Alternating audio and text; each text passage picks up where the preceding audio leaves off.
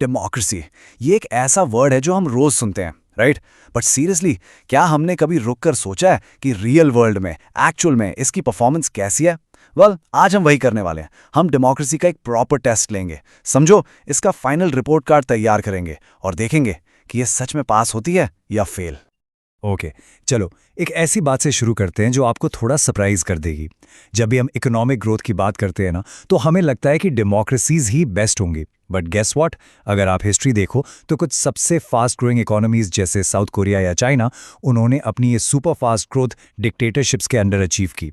तो ये एक बड़ा सवाल खड़ा करता है। सवाल यह है कि अगर डेमोक्रेसी हमेशा पैसा कमाने का सबसे तेज रास्ता नहीं है, तो फिर हम इसे इतना बेस्ट फॉर्म ऑफ गवर्नमेंट क्यों मानते हैं?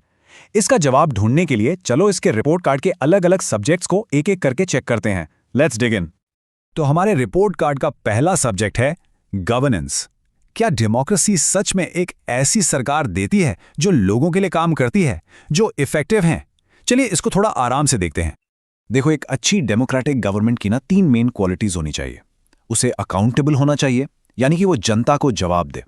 उसे रिस्पॉन्सिव होना चाहिए, यानी वो लोगों की जरूरतों को समझे। और उसे लेजिटिमेट होना चाहिए, यानी कि वो एक लीगल, जनता द्वारा चुनी हुई सरकार हो। चलो इन तीनों का मतलब आसान शब्दों में समझते हैं। सबसे पहले अकाउंटेबिलिटी। इसका सीधा सा मतलब है कि सरकार जो भी फैसला लेती है उसके लिए वो पब्लिक को जवाब देने के लिए रिस्पॉन्सिबल है। बिल्कुल वैसे जैसे एक फैमिली में पेरेंट्स बच्चों को घर के रूल समझाते हैं कि ये रूल क्यों हैं। और सबसे बड़ी बात, अगर लोगों को सरकार का काम पसंद नहीं आया तो नेक्स्ट इलेक्शन में उनके पास पूरी पावर है उसे बदलने की। That's accountability. नेक्स्ट आता है रिस्पॉन्सिव होना। एक रिस्पॉन्सिव सरकार वो है जो अपने लोगों की जरूरतों को सुनती है और उन पर एक्चुअली काम करती है।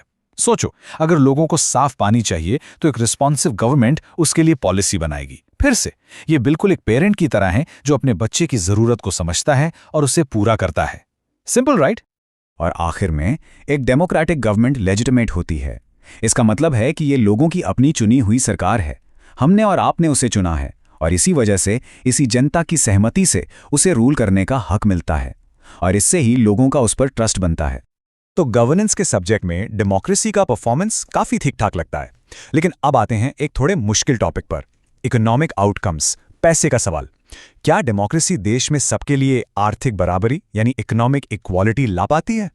जरा इस ग्राफ पर एक नजर डालो। ये कई डेमोक्रेसीज की असली कहानी बताता है। देखो, ये जो सबसे ऊंचा वाला बार है, ये दिखाता है कि देश की ज्यादातर दौलत, ज्यादातर पैसा टॉप के कुछ अमीर लोगों के पास है। बीच का बार मिडिल क्लास है और आखिरी सबसे छोटा बार, ये एक बहुत बड़ी आबादी है जिनके पास वेल्थ का बहुत ही छोटा हिस्सा है। ये गैप एक बहुत बड़ा चैलेंज है। पता है इसको क्या कहते हैं? इसे कहते हैं इकोनॉमिक इनइक्वालिटी। और सच तो यह है कि डेमोक्रेटिक गवर्नमेंट्स अक्सर अमीर और गरीब के बीच इस फासले को कम करने में बहुत स्ट्रगल करती हैं। तो अब आपके लिए एक सवाल, एक सेकंड के लिए पॉज करके सोचो। डेमोक्रेसी 1 पर्सन 1 वोट की पॉलिटिकल इक्वालिटी तो दे देती है, लेकिन इकोनॉमिक इक्वालिटी यानी सबके पास लगभग बराबर पैसा हो, उसके लिए और क्या चीजें जरूरी हैं? अपने आइडियाज नीचे कमेंट्स में जरूर शेयर करना। और इसका जवाब यह है कि डेमोक्रेसी का मेन वादा पॉलिटिकल इक्वालिटी का है, यानी हर इंसान को एक वोट का अधिकार। ये इकोनॉमिक इक्वालिटी की गारंटी नहीं देती। किसी भी देश का इकोनॉमिक डेवलपमेंट उसकी पॉपुलेशन, ग्लोबल सिचुएशन और सरकार की पॉलिसीज जैसे बहुत सारे फैक्टर्स पर डिपेंड करता है। तो इकोनॉमिक इक्वालिटी के मामले में डेमोक्रेसी का रिकॉर्ड थोड़ा ऊपर नीचे है। अब चलो एक और बहुत इंपॉर्टेंट सब्जेक्ट की तरफ बढ़ते हैं, सोशल हार्मनी। इतनी डाइवर्सिटी वाली दुनिया में क्या डेमोक्रेसी लोगों को शांति से एक साथ रहने में मदद करती है? सोचो, एक देश जहां अलग अलग धर्म, जाति और भाषा के लोग रहते हैं, वहां थोड़े बहुत कॉन्फ्लिक्ट्स होना तो नेचुरल है, आम बात है।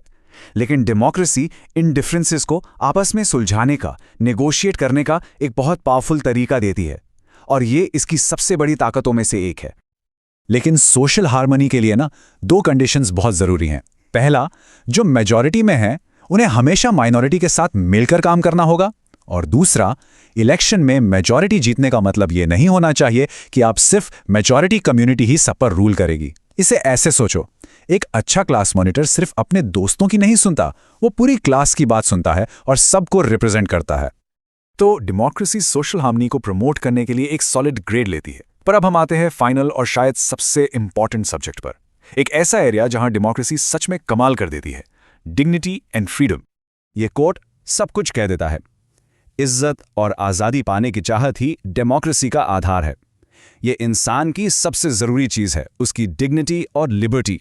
और ये एक ऐसा एरिया है जहां डेमोक्रेसी किसी भी दूसरे सिस्टम से बहुत बहुत आगे है। पहले बात करते हैं डिग्निटी यानी इज्जत की। डेमोक्रेसी हर इंसान को, चाहे वो एक औरत हो या किसी पिछड़े समुदाय से हो, इक्वल स्टेटस और अपॉर्चुनिटी के लिए लड़ने की ताकत देती है। ये उनके एक सम्मान से जीने के हक को मजबूत करती है।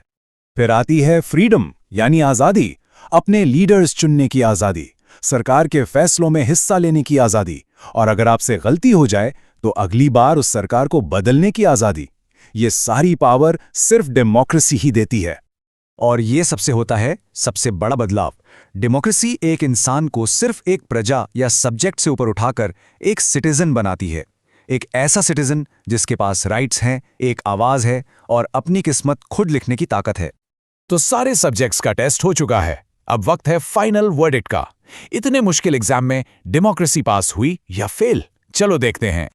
ये रहा डेमोक्रेसी का फाइनल रिपोर्ट कार्ड। गवर्नेंस में इसे मिलता है B+, ठीक है। इकोनॉमिक इक्वालिटी में C, मतलब यहां इंप्रूवमेंट की काफी जरूरत है। सोशल हार्मनी के लिए एक और B+, लेकिन डिग्निटी एंड फ्रीडम में इसे मिलता है एक शानदार A+। तो बॉटम लाइन ये है कि डेमोक्रेसी परफेक्ट नहीं है। इकोनॉमिक फ्रंट पर इसकी परफॉर्मेंस एवरेज हो सकती है, लेकिन हर एक सिटीजन को फ्रीडम और डिग्निटी देने के मामले में इसका जो ये A+ है ना, ये इसे हमारे पास मौजूद सबसे बेहतर सिस्टम बनाता है। ये फ्लॉलेस नहीं है, लेकिन ये टेस्ट डेफिनेटली पास करती है। लेकिन एक बात याद रखिए, डेमोक्रेसी का एग्जाम कभी खत्म नहीं होता। जैसे ही हम एक टेस्ट पास करते हैं, एक नया चैलेंज सामने आ जाता है। जब लोगों को कुछ फायदे मिलते हैं तो उनकी उम्मीदें और बढ़ जाती हैं। तो आपके हिसाब से हमारी डेमोक्रेसी के लिए अगला बड़ा टेस्ट